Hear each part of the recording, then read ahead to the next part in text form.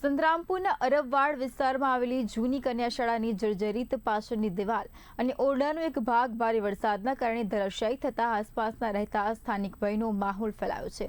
તો આસપાસના સ્થાનિકોમાં ભયનો માહોલ ફેલાયો. સ્થાનિકોનું કહેવું છે કે દિવાલનો બાકી રહેલો ભાગ પણ અત્યંત જોખમી હાલતમાં હોવાથી ગમે ત્યારે તૂટી પડી શકે છે, જેના કારણે નજીકના મકાનો, માલમિલકત અને રહેવાસીઓને જીવને જોખમે ઊભું થયું છે.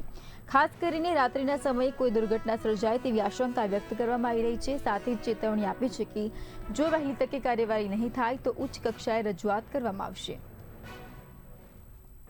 અમારી રજૂઆત એ છે કે 8/7ની આ કન્યાશાળા રાતના દિવાલ પડી ગઈ હતી, તે અમે 8/7ની અરજી આપી હતી.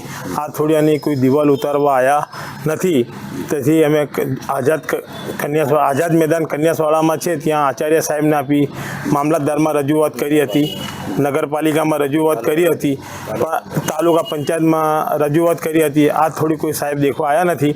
અમારે એ કહેવાનું છે કે આ દિવાલ ઉતારી લે, તેથી અમારા નાના નાના છોરાઓ છે અમારા વાડામાં હોઈ રહે છે, તો આ છોરાઓ દબી જાય તેની જવાબદારી કોણ લેશે? નમસ્કાર દર્શક મિત્રો, હું છું સલમાન મોરાવાલા. આપ જોઈ રહ્યા છો બી ઇન્ડિયા ન્યૂઝ. આજે આપણે વાત કરીશું સંતરામપુર શહેરની. સંતરામપુર શહેરમાં આવેલ અરબવાડા વિસ્તાર આવેલો છે. સંતરામપુરના અરબવાડા વિસ્તારના આગલા ભાગની અંદર મુખ્ય માર્ગ આવેલો છે.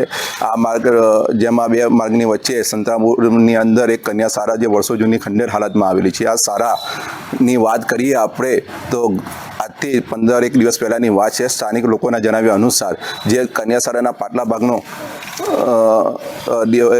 ભાગની એક દિવાલ જે વરસાદના કારણે ધરાશયી થઈ છે, જેના કારણે સ્થાનિક લોકોને ના પાટલા ભાગમાં મૂકવામાં આવેલ માલ સામાન, જેના પાણીની ટાંકી તેમજ અન્ય કંઈક સામાનનું નુકસાન પણ થયું છે, અને જેમાં કોઈ જાનહાનિ થયેલ નથી. પરંતુ સ્થાનિક લોકોનું આ બાબતે કહેવું છે કે આ બાબતે આ લોકોએ સંતરામપુર મામલતદારશ્રી, સંતરામપુર તાલુકા વિકાસ અધિકારી, સંતરામપુર નગરપાલિકા, સંતરામપુર લાગતા વળગતા જે તે ડિપાર્ટમેન્ટના અધિકારી કર્મચારીઓને આ બાબતમાં લેખિતમાં આજથી 15-20 દિવસ પહેલાં રજૂઆત કરવામાં આવી છે, પરંતુ સ્થાનિક તંત્ર દ્વારા આ બાબતે ધ્યાને લેવામાં આવ્યું નથી. જેથી અહીંયા વિસ્તારમાં રહેતા સ્થાનિક લોકોમાં ભારે રોષ જોવા મળી રહ્યો છે, અને તેમનું કહેવું છે જો આ તંત્ર દ્વારા વહેલી તકે દિવાલ જે ધરાશયી થઈ છે તે અને આવનારા સમયની અંદર જે આ હાલ ખંડેર હાલતમાં છે તેની દિવાલ ઉતારવામાં નહીં આવે તો આ બાબતે ઉચ્ચ કક્ષાએ રજૂઆત કરવામાં આવશે તેવું તેમનું કહેવું છે. જેથી આ બાબતે તંત્ર દ્વારા શું આ બાબતે કાર્યવાહી કરવામાં આવે છે તે આપણે આવનારા સમયમાં જોવાનું રહ્યું.